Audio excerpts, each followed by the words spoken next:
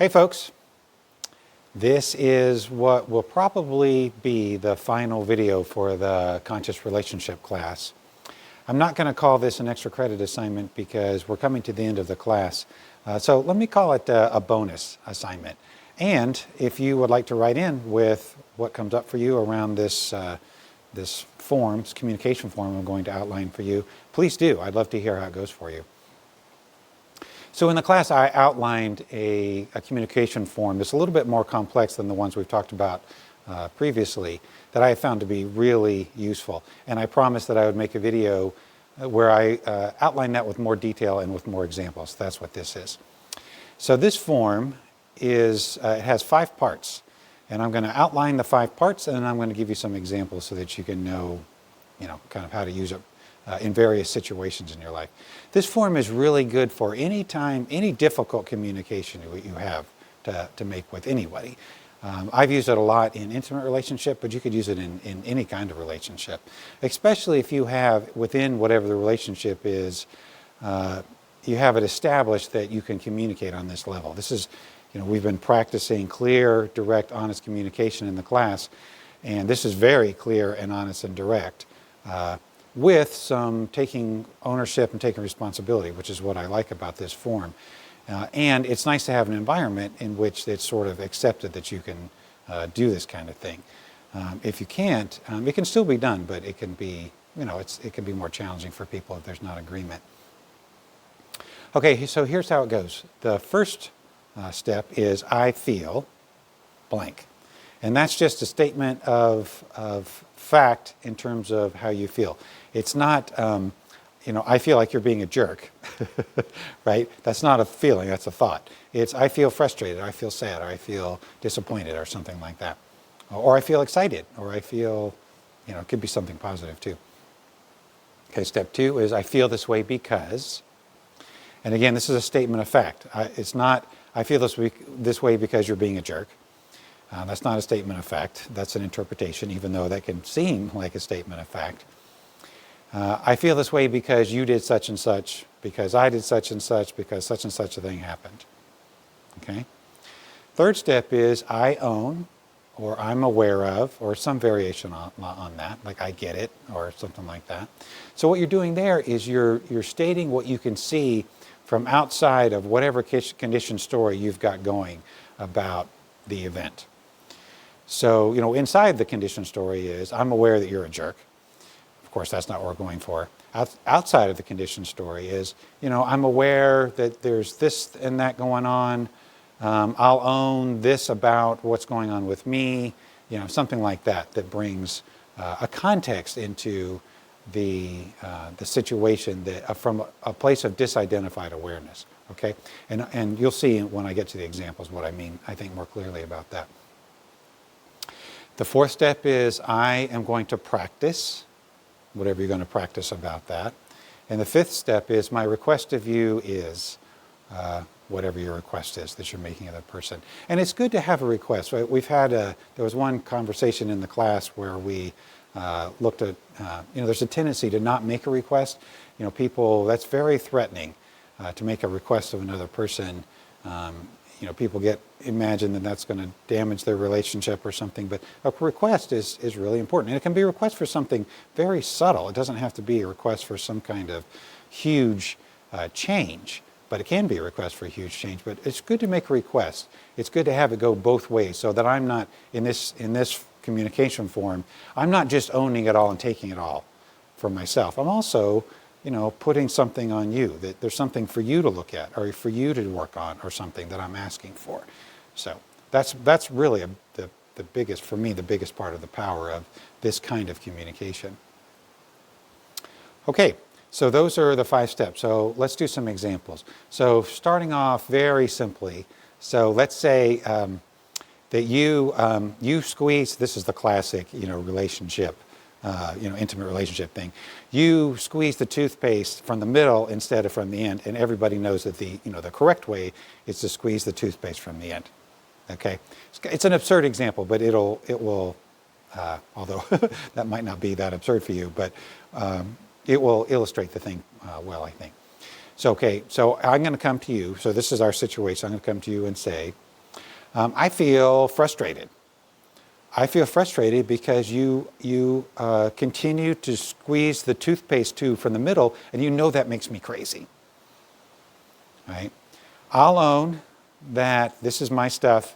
I'll own, and I'm aware of, and I get it, that there is no real reason to squeeze it from the end instead of from the middle. So I'll own that. I'll own that I'm, this is my thing I'm putting on it. And I'm going to practice letting go around this. I'm going to practice not having this reaction. I'm clearly having a conditioned reaction here. I'm going to practice not having this reaction. And my request of you is, out of love for me and respect of me and appreciation for me, at least every once in a while, squeeze the darn toothpaste from the end. Okay? So you can see it's clean. And what's good about these forms is it gives us sort of a kind of a program to follow or a formula to follow that helps keep us on track. Notice that I didn't say that you're a jerk because you squeeze the toothpaste from the middle. I didn't project onto you. That's really key. I'm taking full ownership of this. I'm really mostly talking about my experience, and I am making a request of you. Okay? All right, let's do a more difficult situation. So let's say that you've done something that I feel has been hurtful to me. So let's say that we went out with your friends and you were condescending or belittling or disrespectful to me in front of your friends. And that really hurt my feelings. Okay?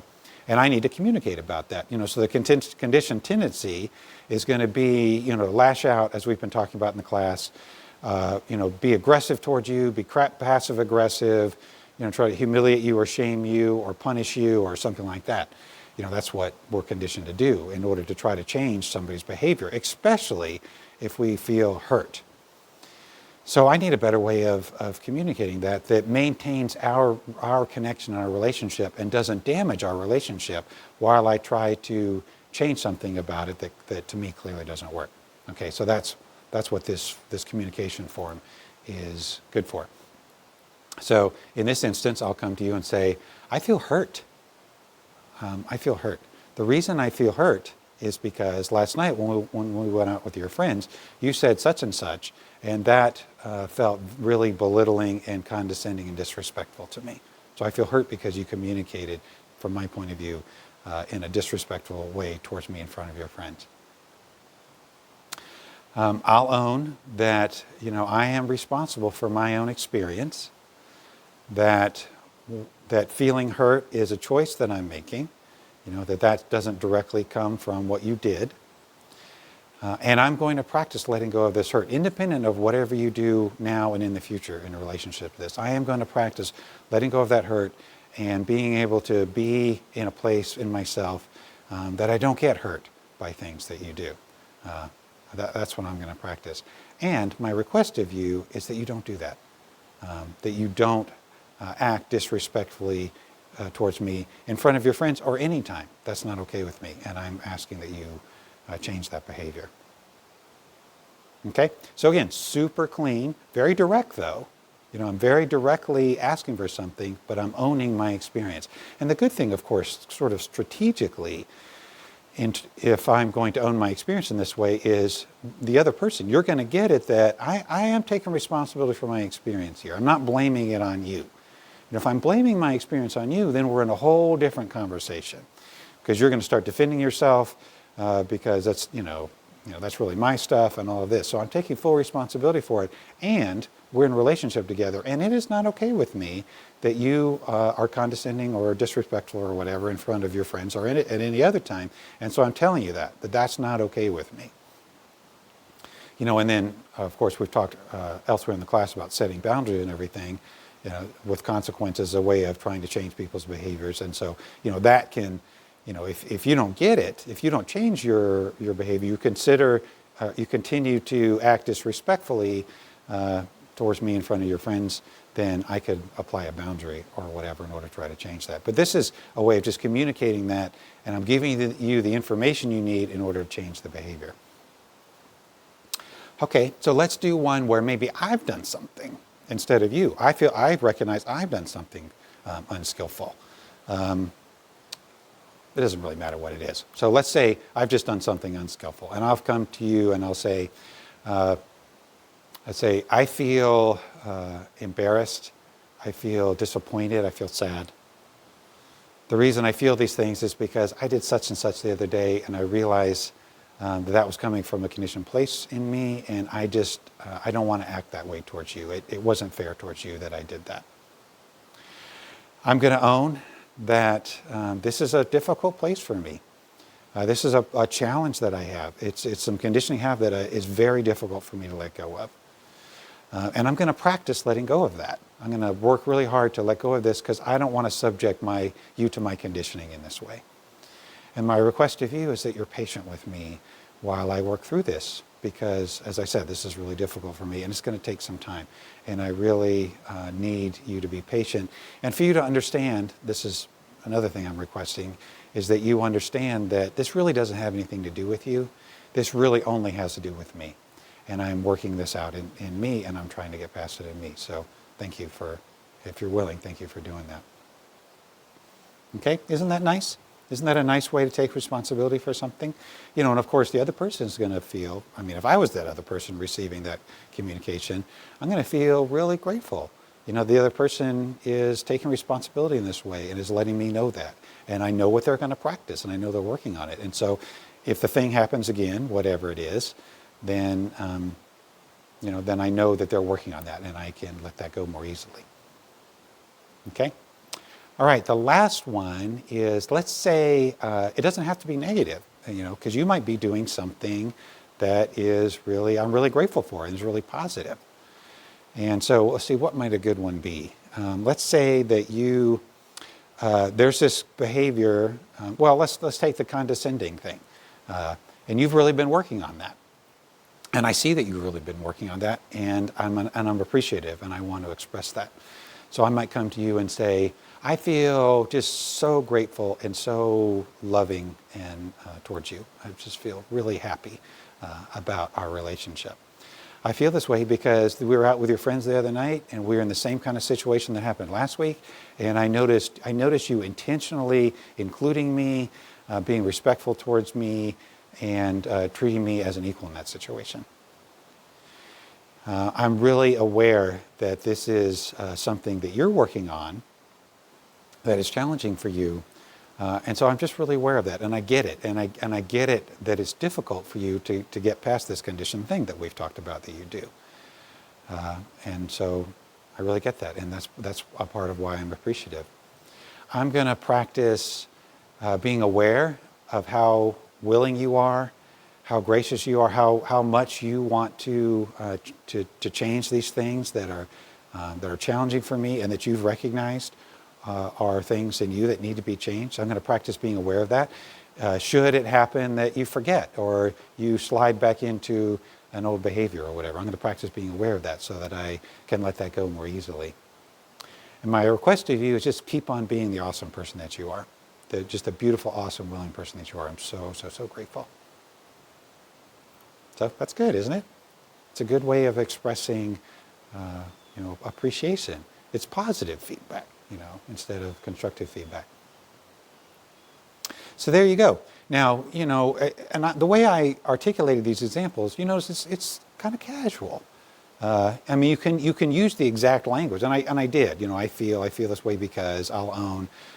And you can do it without having to be quite so formal, but still follow the same steps. In my experience, kind of casual is good because that way the other person doesn't get the feeling you're using a formula on them.